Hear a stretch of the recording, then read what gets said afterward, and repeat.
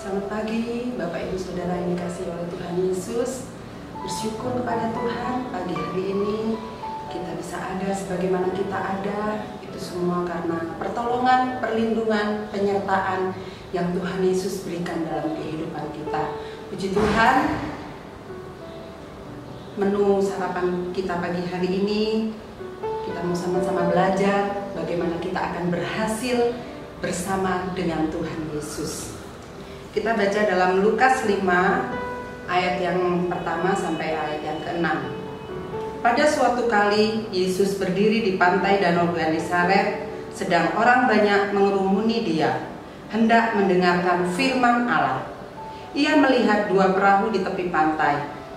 Nelayan-nelayannya telah turun dan sedang membasuh jala. Ia naik ke dalam salah satu perahu itu, yaitu perahu Simon, dan menyuruh dia supaya menolakkan perahunya sedikit jauh dari pantai. Lalu ia duduk dan mengajar orang banyak dari atas perahu. Setelah selesai berbicara, ia berkata kepada Simon, "Bertolaklah ke tempat yang dalam dan tebarkanlah jalamu untuk menangkap ikan." Simon menjawab, "Guru, telah sepanjang malam kami bekerja keras dan kami tidak menangkap apa-apa. Tetapi karena Engkau menyuruhnya, aku akan menebarkan jala juga." Dan setelah mereka melakukannya, mereka menangkap sejumlah ikan besar sehingga jala mereka mulai koyak. Bapak Ibu Saudara yang dikasihi Tuhan, dalam segala aktivitas, dalam segala kegiatan yang dilakukan seseorang, baik secara individu maupun berkelompok, tentunya ada satu tujuan, ada satu keinginan yang mereka ingin peroleh, yaitu suatu keberhasilan. Bapak Ibu Saudara, jadi titik tolak dari ungkapan di atas, kita kembali kepada firman Tuhan. Adanya keberhasilan yang diperoleh oleh Petrus. Kita semua tahu bahwa Petrus adalah seorang yang ahli di bidang kelautan. Dia bersama dengan beberapa teman-temannya telah mengoperasikan pekatnya semalaman. Tetapi dikatakan dalam ayat-ayat tadi, mereka tidak mendapatkan apa-apa. Semalaman mereka bekerja, semalaman mereka ada di tengah laut, tapi mereka tidak memperoleh apa-apa.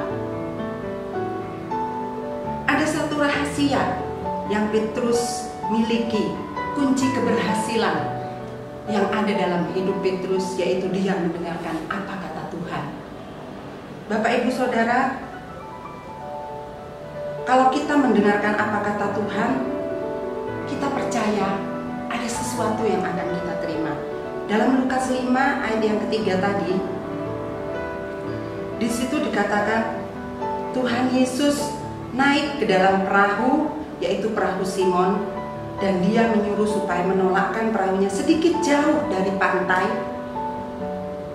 Sedikit jauh dari pantai.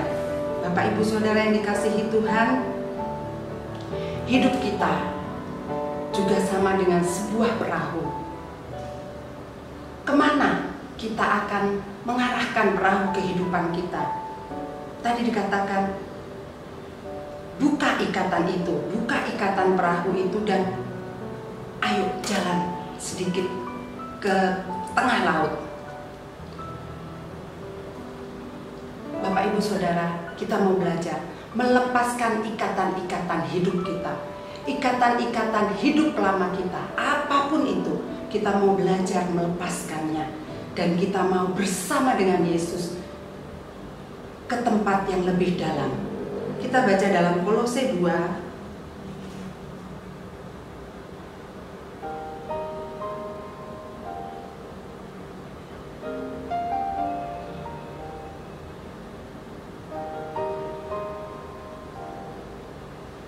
Kolose yang kedua ayat yang ke-8.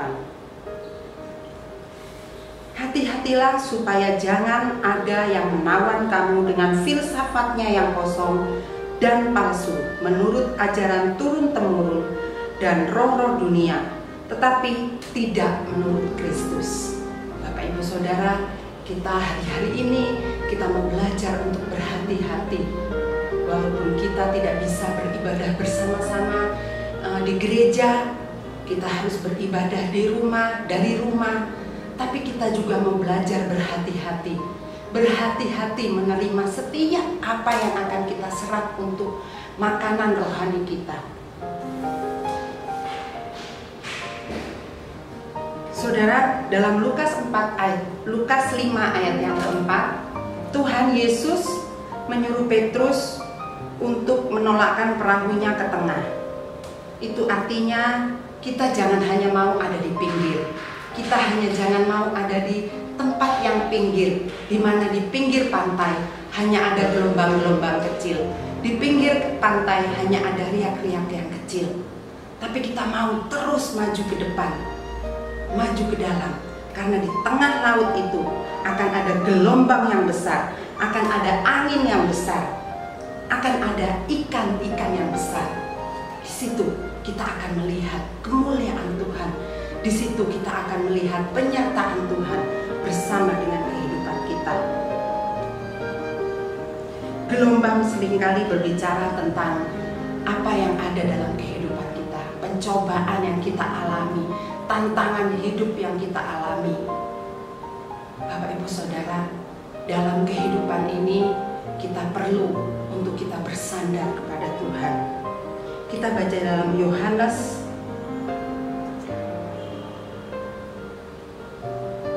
Yohanes 1 ayat yang ke-12.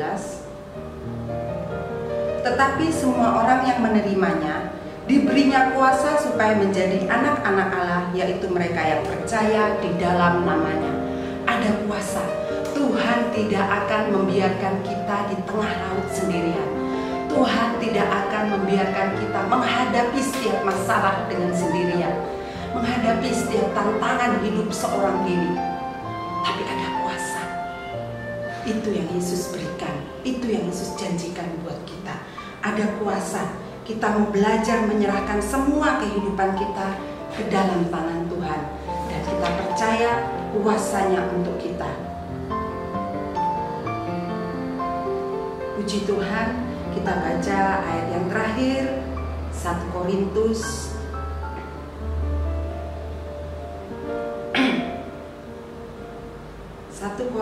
15 ayat yang ke-58. Karena itu saudara-saudaraku yang kekasih, berdirilah teguh, jangan goyah, dan giatlah selalu dalam pekerjaan Tuhan. Sebab kamu tahu bahwa dalam persekutuan dengan Tuhan, jerih payahmu tidak sia-sia. Puji Tuhan, kita mau sama-sama belajar untuk kita dapat selalu mengikut sertakan Tuhan Yesus dalam setiap apapun yang kita alami, setiap apapun yang kita hadapi. Apapun itu, hari-hari ini, di masa-masa terakhir ini, kita mau tetap berdiri teguh. Kita tidak akan goyah karena kita bersama Yesus yang kuat dalam kehidupan kita. Puji Tuhan, selamat pagi, selamat beraktivitas. Tuhan Yesus memberkati. Haleluya.